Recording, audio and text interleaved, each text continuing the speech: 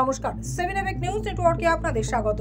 শনিবার সকালে নিউ টাউনে খালের ধার থেকে উদ্ধার হওয়া লাল ট্রলি ব্যাগের মধ্যে থাকা প্রৌঢ়ের দেহ উদ্ধারের পর পুলিশি তদন্তে উঠে আসে এক চাঞ্চল্যকর তথ্য। আদতে উড়িষ্যার ভুবনেশ্বরের বাসিন্দা মৃত সুবোধ সরকার মাস 4-5 আগে থেকে ভাড়া থাকতে শুরু করেন বেলঘরিয়ার নন্দননগরের মধ্যপাড়া এলাকায়। এ খবর গতকালই আমরা 7 এবেক নিউজে সম্প্রচার করেছি। আমরা এই তথ্যও তুলে ধরেছিলাম যে এই হাড়হীন করা খুনের ঘটনা নেপথ্যে কে বা কারা রয়েছে, কেনই বা তারা এক অশীতিপর বৃদ্ধকে এমন নৃশংসভাবে খুন করলেন তার পুঙ্খানুপুঙ্খ জানতে তদন্তে নেমেছে টেকনোসিটি থানার পুলিশ। তবে খুন করে লাল ট্রলির ভিতরে ভরে নিউ টাউনে খালের ধারে ফেলে দিয়ে আসলেও শেষ রক্ষা হয়নি। আবার ওই দিনই অর্থাৎ শনিবারেই পটাশপুরের নাকা চেকিং এর সময় একটি অ্যাপ ক্যাবে রক্তের দাগ দেখে সন্দেহ দানা বাঁধলে বালিচক পটাশপুর রাজ্য সড়কের কেলেঘাই ব্রিজ এলাকায় গাড়িটিকে আটক করে পটাশপুর থানার পুলিশ জিজ্ঞাসাবাদ করে জানতে পারে নিউ টাউনের প্রৌঢ়ের দেহ ভর্তি ট্রলি ব্যাগ ফেলে পালাচ্ছিলেন অভিযুক্ত 3 জন। তাদের মধ্যেই মূল অভিযুক্ত পূর্ব মেদিনীপুরের এগরা এলাকার বাসিন্দা, পেশায় বেসরকারি ব্যাংক কর্মী সৌম্যকান্তি জানা, যিনি নিয়মিত সুবোধ সরকারকে নিয়ে ওই বেসরকারি ব্যাংকের কাজকর্ম করতে সাহায্য করতেন। কারণ ভুবনেশ্বরের বৌমা এলাকায় নিজের ছাপাখানা বিক্রি করে পাওয়া লক্ষ লক্ষ টাকা ওই ব্যাংকেই গচ্ছিত রেখেছিলেন 84 বছর বয়সী সুবোধ সরকার।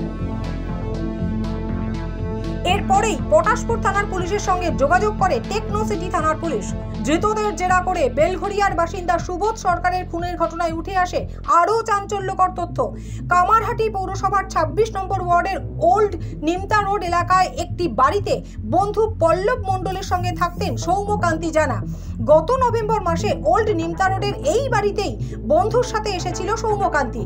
সামনের মাসেই নাকি এখান থেকে ভাড়া উঠে যাওয়ার কথা ছিল তার।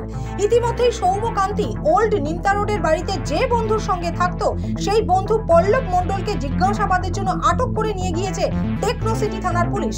আর নিউ টাউনে উদ্ধার হওয়া বেলঘরিয়ার বাসিন্দা সুবোধ সরকারের খুনের ঘটনায় নিমতা থানার অন্তর্গত তাঁতকল এলাকায় বেসরকারি ব্যাংক কর্মী সৌম্যকান্তি জানা জড়িত থাকার খবর এলাকায় পৌঁছতেই তীব্র চাঞ্চল্য ছড়িয়ে পড়ে এলাকার বাসিন্দাদের মধ্যে। শুনে নেব এক স্থানীয় বাসিন্দা বিপ্লব কুমার দাসের প্রতিক্রিয়া। কথা তো আমরা তো হতচকিত হয়ে গেছি যে এই ব্যাপারটা হঠাৎ করে এরকম ধরনের একটা ভালো ছেলে খারাপ ছেলে এটা তো আমরা বুঝতে পারি না। যে কোনো ছেলে এখানে থাকে আর মেস ঘরে থাকে, এবার তার চরিত্র বা কি তার সাথে আমরা তো বুঝতেও পারি না বা বোঝা সম্ভব না। এটা চলাফেরা বলতে খুব স্বাভাবিকভাবেই সে থাকতো, কিন্তু বোঝা যাচ্ছে না যে তার মধ্যে তার এইরকম ধরনের কি রিপারকেশন থাকতে পারে। যাই হোক, এখন বাকিটা তো পুলিশ ইনভেস্টিগেশন চলছে, সেটা দেখা যাক। অবশ্যই আইনের পথে চলুক এবং যথাযথ তার শাস্তি, এটাই কাম্য। সৌম্যকান্তি জানা এলাকায় স্বাভাবিকভাবেই জীবনযাপন করতেন। প্রৌঢ় খুনের ঘটনায় জড়িত থাকার অভিযোগে সৌম্যকান্তি জানা গ্রেপ্তার হতেই কামারহাটি পৌরসভার 26 নম্বর ওয়ার্ডের ওল্ড নিমতা রোডের সেই ভাড়া থাকা ঘর তালা লাগিয়ে দিয়েছে পুলিশ। আর খুনের ঘটনার কথা জানতে পারার পরে এবং পল্লব মণ্ডলকে পুলিশ আটক করে নিয়ে যাবার পর ওই বাড়ির মালিক সুপ্রিয়া চৌধুরী কি জানালেন শুনুন। বন্ধু বলে এসছে, পল্লবের বন্ধু বলে এসছে। তারপরে ও প্রথমে বলেনি, তারপরে ঘরে কে থাকে, পল্লব তো কাজে চলে যায়। তারপরে একদিন ও কাজের থেকে এসে দেখে তালা দেওয়া, আমরা ঢুকতে দেইনি। কে? আমরাই তালা দিয়ে দিয়েছি। পল্লব কে এসেছিল? সৌম্যই কাজের থেকে এসছে আর ঢুকতে পারে না। তারপরে ও ওর বন্ধুকে ফোন করলো, তারপর বন্ধু বললো আমার দেশের ছেলে কয়দিন থাকবে, তারপরে কয়েক মাস পরে ও যাবে গিয়ে। ও কি তাৎকলে অ্যাক্সিস ব্যাংকে কাজ করে।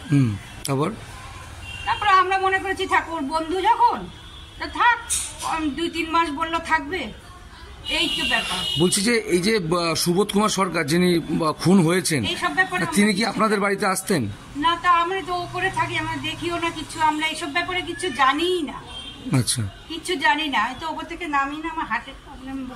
সৌম্য আপনাদের এখানে কতদিন ধরে মোটামুটি থাকতো? নভেম্বর মাস থেকে বলেছে এই মাসে চলে যাবে, বলেছে বাটার দিকে বাসা ঠিক করেছে, কি বিয়ে করবে, বলেছে চলে যাবে।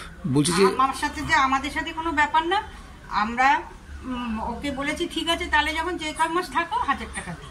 আচ্ছা, বলছি এমনি কিরকম দেখতেন চলাফেরা, এমনি কিরকম দেখতেন? এটা বাইক নিয়ে সকালবেলা বলতো ব্যাংকে চাকরি করে, অ্যাক্সিস ব্যাংকে তাৎকলে, এই তো, আমাদের সাথে কোনো কথাবার্তা কিছু নাই। পুলিশ এসেছিল?